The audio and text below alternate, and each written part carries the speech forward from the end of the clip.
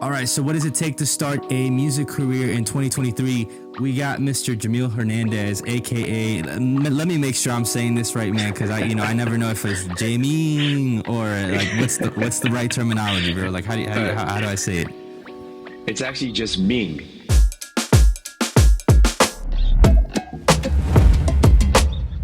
I got my boy Ming in the house.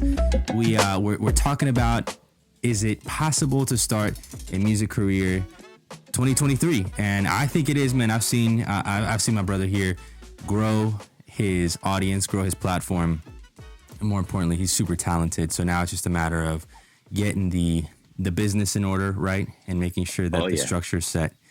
So thank you for joining me, my brother. I appreciate you joining the Musicpreneur podcast. Man, thank you so much for having me.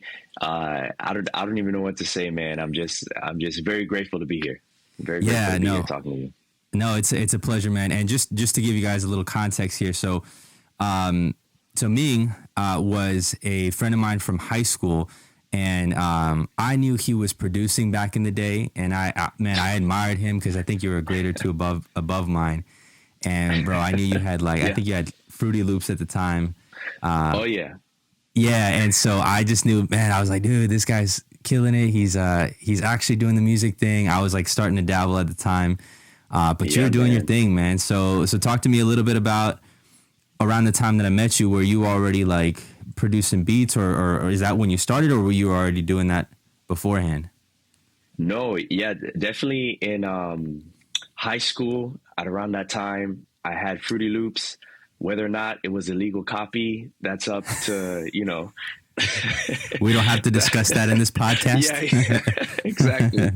But yeah, definitely high school time. I was making music. It wasn't anything official. I had some friends of mine's that we would just get together and just make some music. And again, nothing official at all. It's very different now. Back then, it was just, maybe there was an easy way, I don't know, but it was just difficult to try to get your music out there, and it's not like today at all. Now, before we continue with the interview, I want to give a huge shout out to our sponsors, DistroKid. DistroKid has been a sponsor of the channel and the podcast since the inception of the Musicpreneur podcast. Not only have they allowed us to produce high quality interviews for you guys, but they also provide great features and benefits to DistroKid members worldwide. Now, as you may know, DistroKid has increased their prices, but it still costs less than $2 a month in order to be able to upload unlimited amounts of music and distribute worldwide. There's a ton of features available for DistroKid users, and there are some upgrades that you can choose, inclusive of syncing your lyrics on Spotify and Instagram, and having the ability to upload your music videos to places like Vivo and Apple Music videos. So if you're not a DistroKid member already, I highly encourage you to check out DistroKid and take advantage of a discount link that I have available for you guys, distrokid.com/VIP/Nico Santana. Now back to the podcast. Yeah, I remember around that time, man. I think I started on MySpace, right? And I found that between MySpace and YouTube, those were the only two ways I could really get my music out there, And dude, I've always been introverted, but I was kind of a more introverted towards the earlier part of high school. So it was easy for me to hop online, trying to discover kind of ways to get my name out there, whatever. And so I spent a lot of time, researching that, studying documentaries. Like I think one of them was either The Art of Bars or The Art of Hip Hop, where I heard Kanye West talking about the importance of being independent, owning your own masters and all that stuff. And when I heard that, I was like, all right, bet that's what I'm gonna aim for. And I think around the time that I met you, you were producing beats, but I do remember there were a couple people in our school who were rapping, right? And they would gather around and do the freestyles on top of the trash can and all that fun stuff. So it was definitely a cool, I don't know, it was just a neat era to be in because it was still kind of scrappy. Like, yes, it was a super clean cut. Okay, so around the time that I met you, you were already producing, and I know you've been friends with a couple people that have made big splashes in the music scene here. So I don't know if you want to touch on that, but just learning a little bit more about your history and kind of how you were part of this group between Ray Soul, right? Oh man. Some of those people, I, right? So yeah. So I'm very loosely connected with them. sure, It was through our mutual friend who is very connected with them right. that you know, that was able to make just that connection. But they were an influence for me, and especially just becoming a Christian. Right. I having the history of just like listening to Nas and Jay-Z and Yeah. like considering myself a hip hop head, Mm. it was hard for me to make that transition to, or it wasn't hard, but I would say that it was, I was just really looking for that kind of rap in the Christian space. Um, but then I came across like Rapzilla, and they had all these like mixtapes. I came across Dre Murray, and I'm like, what? Okay, This is so the okay, stuff that I'm so looking for. okay, so I don't mean to cut you off, man, because Yeah. I know you got a record with Dre, right? You got a record with Dre now. So you Yes, okay? So it's absolutely. funny because it came full circle for you in a sense. Yes, yes, absolutely, man. And that whole story, uh, man, I'm just really grateful because uh, I've been following him. I'm a huge fan of his. And then one day on Instagram, he posted, "Where are my lo-fi producers at?" Uh, and I looked at it, and I just scrolled past it because I was like, I don't know if I'm a lo-fi producer. I honestly just really started giving 100% to this at around 2020, at around the pandemic time, Right. and that's when I was just really started working on it. And I was like, I don't know if I'm a lo-fi producer, but then I went back and I was like, you know, let me have him decide. So so I responded to it. A couple minutes later, he likes a couple of my posts and he follows me. And then he shoots me a DM saying, "Hey, we should work together."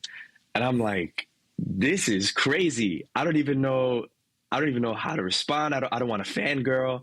I'm just, you know, but I was like, yes, absolutely. And then, and then I took it as, okay, well, the ball is in my court. I gotta create something. I gotta do something to, you know, and I created a beat. I sent it to him. He loved it. I didn't hear anything from him for a few months. I was like, oh man, I guess nothing happened with that. And then all of a sudden he sends me a rough draft, and then he released it uh, last year, 2022. He released it, and it's just, man, it did come full circle like that. That's beautiful, man. Yeah. I know we skipped ahead a little bit here because I definitely wanted to give the audience a little bit of a taste of, or a little bit more context in your story here. So, okay, so you're producing. This is around 2007, 2008 is when you started kind of getting into it, or were you already making beats before that time? Yeah, that was really around 2006, 2007. That I was at home, man, just on Fruity Loops, making beats.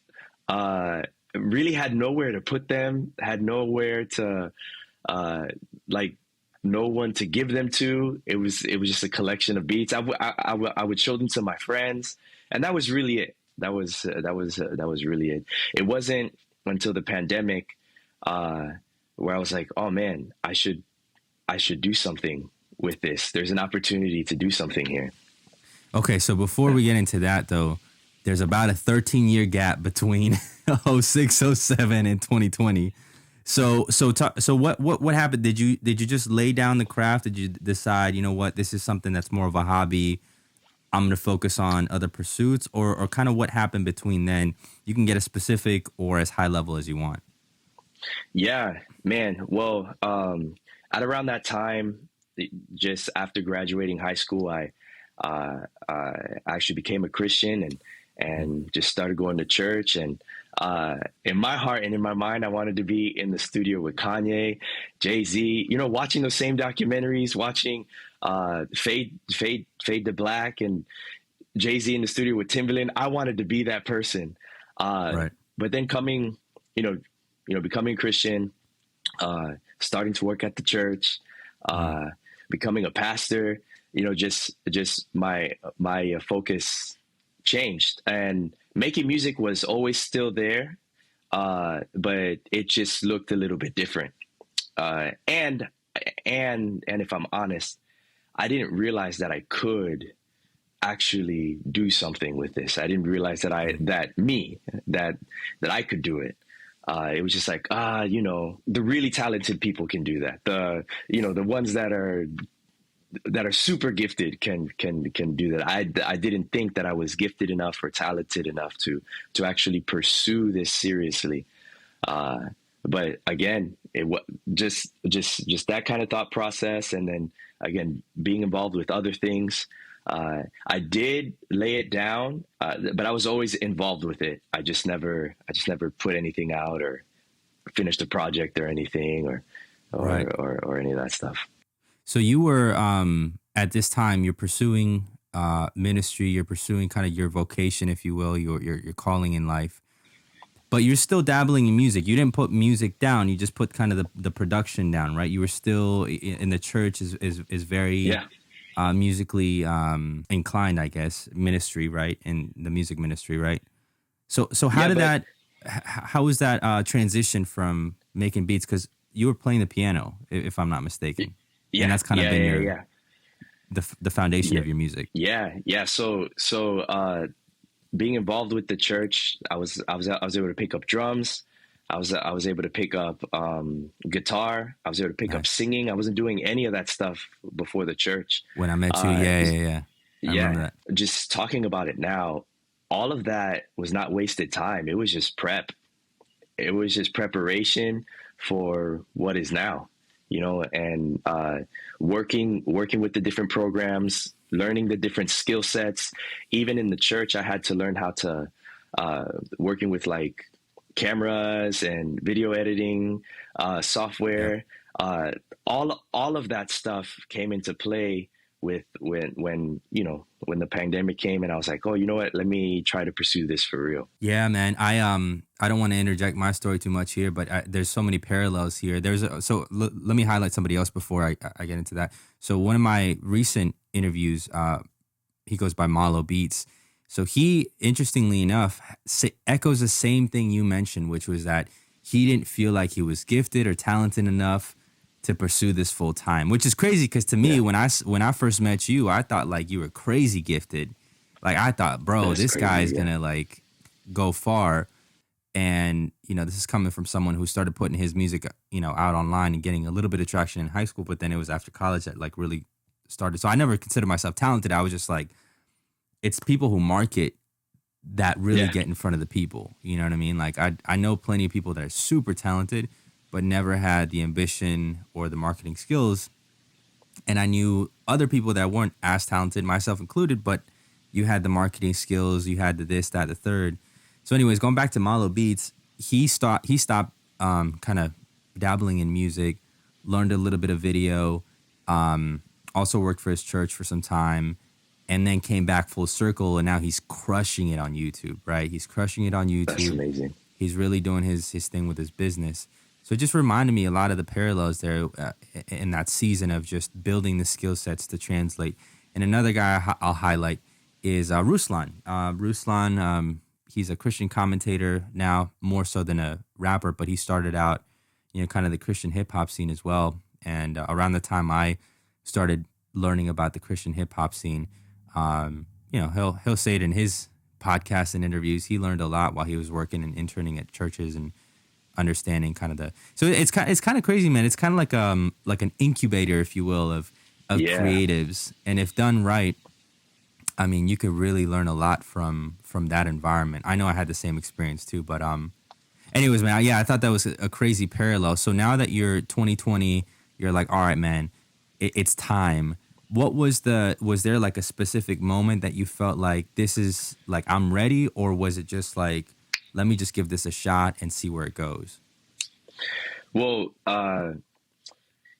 there was actually something that happened that really encouraged me to pursue it, and maybe just finish projects, man. That was the main thing. Finishing projects. I had a lot of started beats, but never finished the thought through, or even posting my stuff online and I was watching one of the producers that I liked on Instagram Live, and he was producing beats, and then he was offering just like a consulting service. I inquired about it, and he had asked me what I was looking for, and then I had told him that I'm a beat maker, and he left me on red.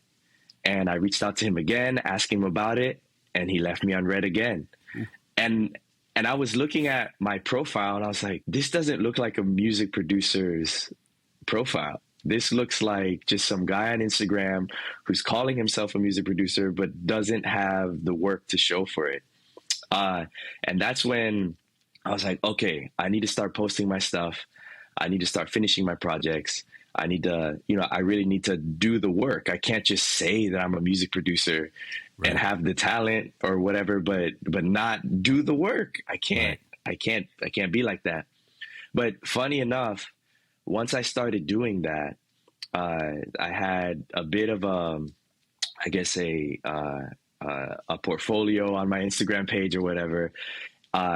That's when Dre Murray, just what we talked about earlier, that's when Dre Murray posted that. And I believe that because I had that short portfolio of finished work on my profile, he was like, okay, yeah, I can work with this guy. While the other guy which is like, he's still, I'm still a huge fan of his. Rightfully so, looked at my page and was like, I'm not going to waste my time. I'm not going to invest in this. He's not serious about this. So that's what really, and everybody was at home. Everybody was stuck at home. And that's what, really launched me into music production that way.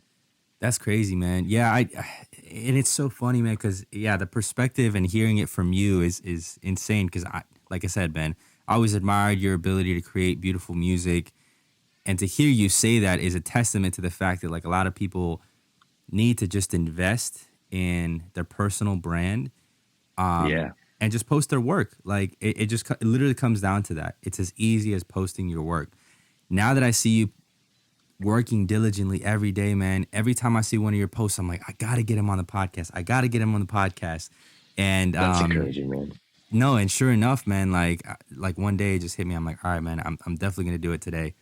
And that's when I reached out to you. But now to hear kind of the evolution of Ming, man, that's beautiful, bro. Yeah. So then Dre Murray, you and him connect full circle, okay? And for those of you who are not familiar with Dre Murray, I mean, he's a pretty big deal in the Christian hip hop space. So now you guys got a track together. What's after that? Were you in a position where you're like, all right, man, like I'm gonna start selling beats, I'm gonna start selling beat packs, I'm gonna start collaborating with other artists? What was your kind of angle, or were you still trying to figure it out? Yeah, so at that time, I was still trying to figure it out. There was even a point in time where you and I had a conversation because I didn't even know like where to go or what to do. I didn't know if I wanted to be somebody who was selling beats on like Fiverr or like BeatStars or am I myself? Am I going to be an artist, or am I going to continue working with other artists? What am I going to do? So what I really did was I just put my hands in everything to see what worked for me, or what kind of work I enjoyed doing. And right now I find for me that I really enjoy pursuing being a producer as an artist and working with other artists. Fiverr makes me incredibly nervous. I don't know what it is about that. Selling your beats online, that's a totally different grind. But it's not impossible to pursue. But just recognizing what's on my plate, just with my job and with my family, being able to say, okay, this is the workload that I'm going to commit to, versus trying to do everything. And I touched a little bit of everything for some time, and then I found what I enjoyed doing, and I just stuck with that. And that's the artist, producer, and work with other artists. Yeah, man. No, I appreciate you bringing that up because I was talking to a friend of mine who is so his angle is not music related at all, but I think all musicians kind of deal with something similar, which is we have a creative spirit, we have these God given Hmm. talents, some more than Hmm. others, but at least we have the inertia or the drive to try to do something creative, and we find ourselves maybe not so much in your shoes, but like I know for me, like working jobs that weren't necessarily um, allowing for that type of expression of gift. Yeah. And to make a long story short, it was like, all right, so I want to do this. How do I get started? What do I do? And then all of a sudden, you feel like you have shiny object syndrome, where you're trying all sorts of different things and you don't really have Yeah. clarity. But now, hindsight's 2020, and maybe you could relate to this. But I know, like for me, with my spiritual journey, I look back when I was kind of a young, immature Christian, and I see that I had to go through a certain phase to get to this phase, right? And so Yeah. without Yep. that, like I can't undermine that phase, and I can't look at other people who are in that phase and say like, "Oh no, you're doing it wrong. You should do it this way." Because unless they put one foot in front of the other, they're not going to get to wherever they need to get to. It may look different for others. So what I'm trying to get at is this: trying all those different things, man. For you, that's a testament to, I feel like, kind of your own maturity and obviously your life experience, and seeing what do I like to do and what Yeah. am I good at and what I find fulfilling. I think a Yep. lot of us artists try to do what the next artist does. So maybe like if you had gone with that mentorship opportunity or that consultation service with that producer, he would have had you doing exactly what he did and put you in his box and been a shadow of him essentially, as That's opposed so to true. you discovering your own journey, right? So I don't know, man. It strikes me as like, wow, that was providence at the end of the day that allowed you to discover Yeah. the path on your own, right? Absolutely. I really feel that as creatives, we have a responsibility, man, to put out good stuff. Mm. And we have a responsibility to, and what I mean by good stuff is not necessarily quality. Yes, we want to put out quality, but I'm talking about like good things, creating good things in the world. Hmm. And we have to, uh, we have to recognize that, we can't do everything, but if we just stick to our lane and stick to what we're good at, stick to what fulfills us, just like what we're talking about here, we can really create good things in a fallen world, in a world that's suffering, in a world that is experiencing darkness. We can put out light. And I that, love that. and again, even as a Christian, it's you know, my stuff isn't screaming Jesus, Jesus, Jesus. It's just good things that I am putting out, that things that point to hope, things that point to family, things that point to living beyond yourself. And uh, those are the kinds of things that I hope to inspire in other people, and also inspire other people to create. I'm telling you, man, like I'm I'm playing on the same keyboard that I had in middle school. I don't That's crazy. have I'm in my bedroom right now. I don't have like all the fanciest stuff. I don't have crazy music theory knowledge, and those were a lot of the limiting thoughts that I had Hmm. for myself. Like, oh, I can't put that out there because there are people that are way better than me. But we have a responsibility, man, to put out good things into this world with the gifts that we've been given. And it's music, it's art, it's writing, it's videography, whatever it is. I truly believe that we have that responsibility to do so. I love that, man. I love what you said right there. Yeah, the true, the good, and the beautiful. I think those are things that I strive after, and I don't always hit the mark, but striving after them, with the artistry and in our lives, I think is a testament to that. And I mean, there's plenty of music out there. There's plenty of content out there. There's plenty of videographers and artists and all of the creatives out there, right? But I think, as you mentioned, man, like I think the world is hungry for just something that uplifts and inspires and lifts up the suffering, gives Yeah. comfort to those who are downtrodden and alone. And I mean, I think that's the whole testament to like you starting this journey during the pandemic, because at that time, people obviously were scared. They were faced with their own mortality for maybe even the first time, and it was just a matter of like, what do I do, and who am I, and why am I Yeah. here? You know what I mean? And Yeah. Yeah. on top of that, just being isolated from their community, their friends, work, school, whatever. But for you to take that opportunity to say, I'm gonna put good out into the world, that's huge, man. We need more of that. And I think this podcast is geared obviously from a business perspective, how to structure your business. But I think more important than that is finding good leaders to be injected into these creative spaces, and then giving them the tools and the resources to then build, ideally businesses around their gifts and their talents.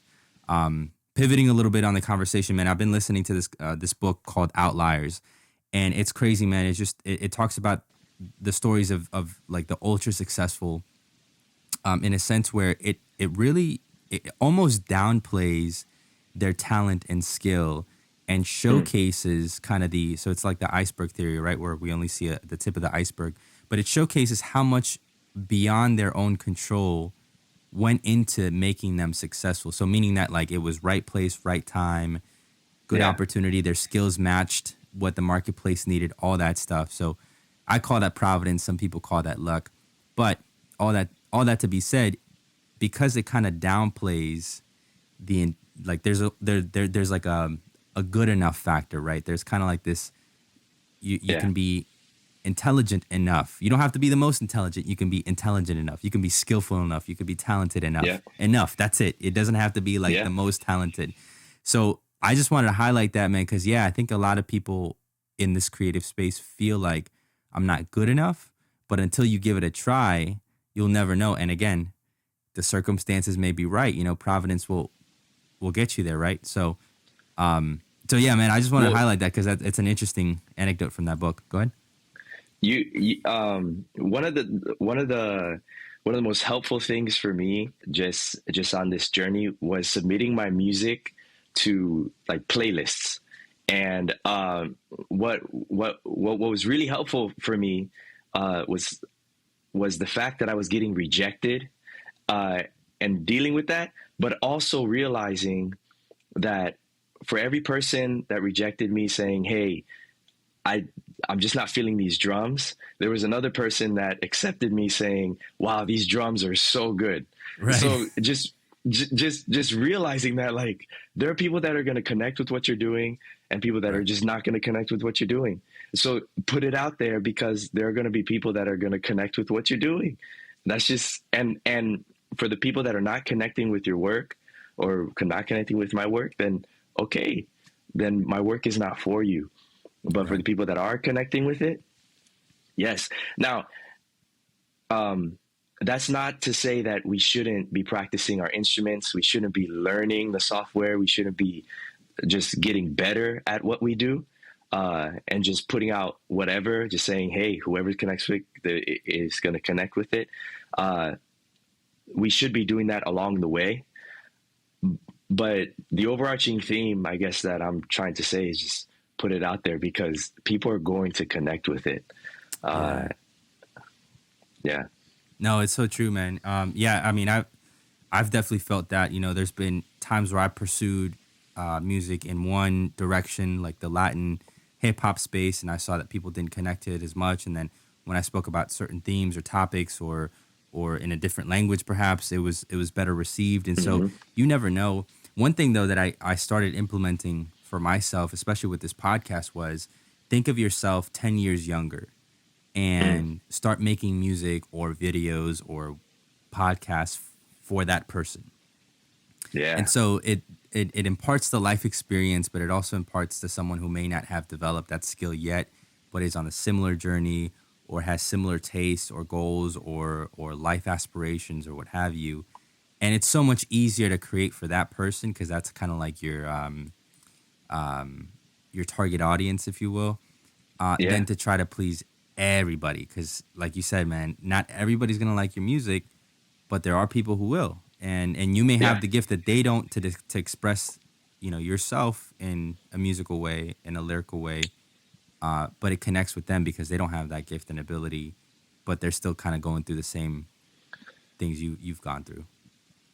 Yeah, it's a humbling thing because you have to present your work in spite or in lieu of your insecurities. Right. Like for me, at least, the insecurities don't go away every time I submit or I'm showing it to somebody. Or I have a song with Dylan Chase. Mm. He reached out to me after he heard what I did with Dre Murray, Hey. and he said, "Hey man, let's work." I said, "Yes, absolutely." I sent him I sent him 3 tracks because the one that I really liked, I was like, I don't know if he's gonna like it. So I sent 2 backup tracks just in case. And he picked the one that I really liked. Dope. And he didn't work with the other 2. So you just don't know. You just don't know Right. just what's gonna connect with people. Yeah, and I think that's the part of personal branding that I wanted to touch on with you here today, because I know you mentioned that you started to build your portfolio, but I think you started showcasing a little bit of everything of you, right? So Yeah. I like to keep my Instagram kind of top 3 things that I find connect with me, that are easy for me to talk about. So not everything in my life necessarily, Yeah. but kind of the Chick-fil-A model where you have like 3 things that like are easy to pick and easy to replicate, right? And then put those out into the world. Do you find that you have kind of a methodology when it comes to showcasing your art, or are you just pretty much like, you know what, whatever I have today to show, like I'm just gonna put it out there for the world, or are you trying to target, more collaborations, and that's kind of the angle that you're attacking your branding? Yeah. So I had to be a bit creative with, I guess, my branding, because a lot of my music and a lot of my imagery centers around my relationship with my daughter. And Yeah, I I also realized that not everybody's going to connect with that, and I didn't want it to come off as like cheesy, or like, how when like people show you a picture of like their kid and you don't really care, but you're nice and you're like, oh yeah, that's nice. Oh, yeah, okay, you have a nice, beautiful kid. I didn't want my stuff to come off like that. So I really tried to just touch on themes that were about the human experience, about fatherhood, just the emotion of that, or about caring for somebody that like you have to take care of, or uh, or or the idea of nostalgia. Now I am an adult yeah, watching somebody else grow up and just thinking about my childhood, and even in the lo-fi space, man, like nostalgia is from the crackling vinyl to the low quality, that's purposeful, right, to the atmosphere of to the creating an atmosphere that allows you to think and just be pensive and all those kinds of things. Nostalgia plays a huge role in that. So a lot of what I do really centers around those kinds of themes, and I try to pinpoint, again, just that experience, just the human experience. Try to right, pinpoint those human emotions, not necessarily, oh, look at my right, daughter. It's like, I want to show you a relationship with my daughter, and maybe you can connect with that. Maybe you'll be happy. Maybe it'll bring up sad feelings because you didn't have a relationship with your father, but now you can experience that just through what I'm doing with my daughter, and so on and so forth. That's really the kind of route that I went down on. yeah, and it's beautiful, man. I mean, even just the aesthetic, the way that you present it doesn't come off cheesy at all. It's made me, think of ways that I can integrate my children into my music. And with my son, he loves music. He beatboxes all Yeah. day long, man. He's just a very very sensory child. But to your point, man, yeah, I don't think it comes off cheesy at all. Now, kind of talking a little bit about the business side. So now, so you mentioned you were trying the Fiverr thing, or Yeah. at least thinking about it, the BeatStars thing. Where are you at right now with your with your business, and what are you hoping to accomplish in I don't know, the next year, 3 years, 5 years? What's your end game, or what, at least where you're aiming at? Yeah. So really where I'm at is just creating and connecting with and growing my fan base. Really trying to one, just put more music out. I have not put out enough music. But I put out like 2 songs that were my own last year, and I need to put out more music. And I love collaborating. I was afraid of that, man, because it like you're working with professional people that like, and I'm such a novice at this, man, and like they're asking me for the stems. I got to watch a YouTube video real quick to like properly export the stems to them in a way that, stuff like that, man. Right. Collaborating with people is such a growing experience. And you get to see what other people do with your work, which I think is beautiful. It's like I am telling a story through my music, and you get to take that and tell your own story with that, which I think is great. But this year, man, I am putting out more music. I'm working on an album, on a project, just a full length album, man, that I'm putting together.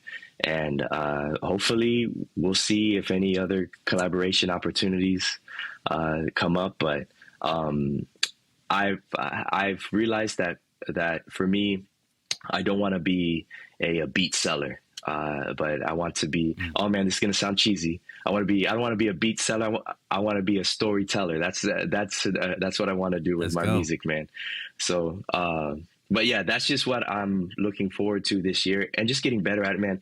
I'm still figuring this out. I'm probably gonna text you or something and be like, "Hey, man, I don't know this or that." But I messaged you the other day because somebody wanted 100 beats from me, and I'm like, what do I do? What do I do with this? What do I do with this? I remember that, man. This is crazy. I remember that. But yeah.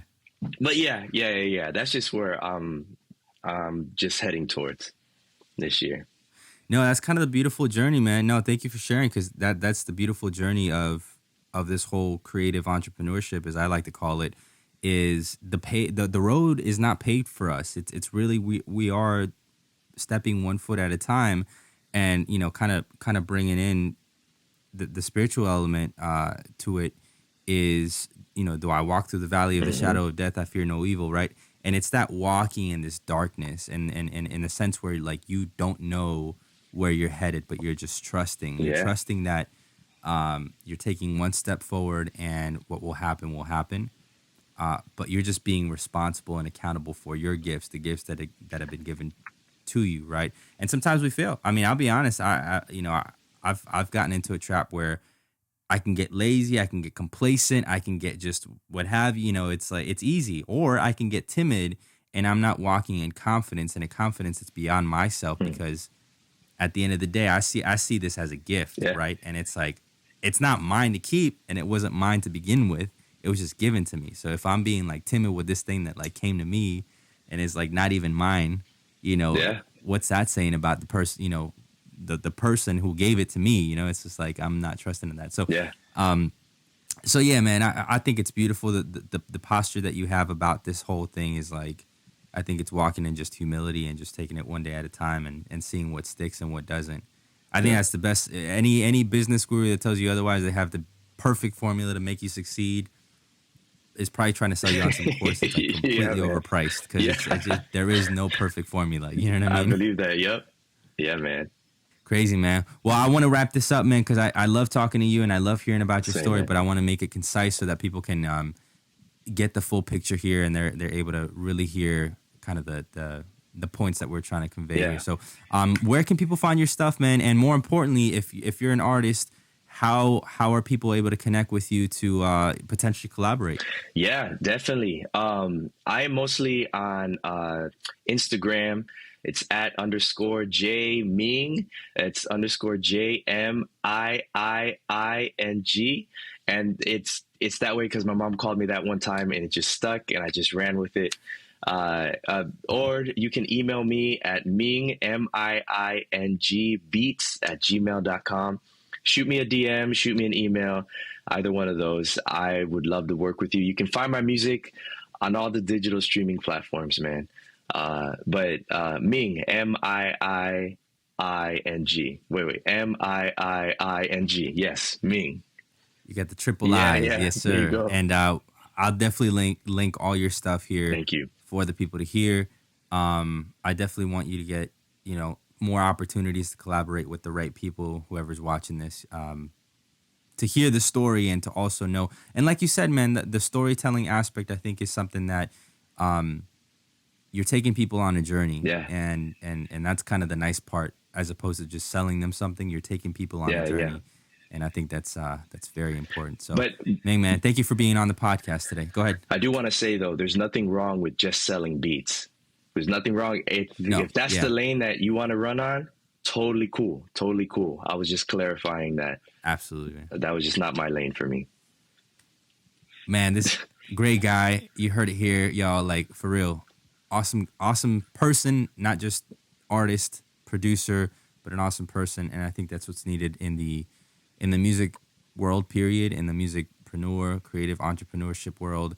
It's just people who are, awesome to work with. So, that's all I want to say about that. So, Listen, thank you for joining me, man. Thank you so much. Thank you for having me. What a pleasure and a blessing this was, man. Thank you. I want to thank Ming for sharing his time with us here at the Musicpreneur Podcast. It's been a pleasure to interview him, and seeing his growth has been amazing. If you'd like to be a part of a community of musicians and creatives that want to take their music business to the next level, I highly encourage you check out our Patreon community, patreon.com/Nico Santana. Please select the Musicpreneur tier. We also have some amazing resources for you guys that are trying to monetize your brand but don't quite know how to start. This is available on the Musicpreneur Academy. Check it out, link in the description below. If you'd like to see another Musicpreneur interview, check it out here.